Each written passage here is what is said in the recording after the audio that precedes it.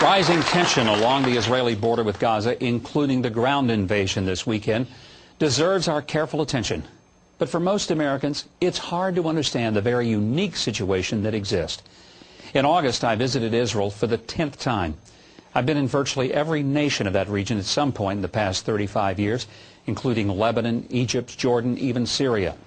I've been to Gaza, Beersheba, and in August, I spent a day in Sderot, the community that's just yards, in fact, 400 meters from the Gaza border in some places.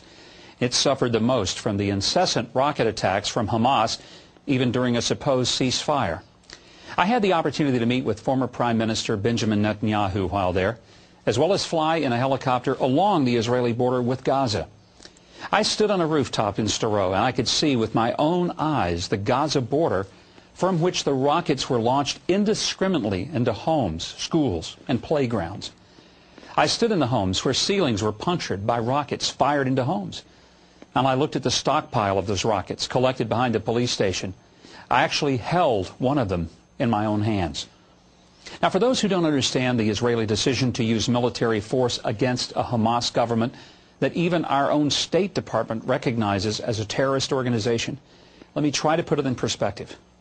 What would Americans expect if Canadians just across the border from Michigan or Buffalo, New York, started firing crude rockets into the homes, schools, churches, stores, or playgrounds of innocent citizens of this country?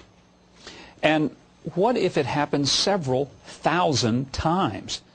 Would we accept some additional talks or diplomacy? A continued ceasefire that had already been ignored?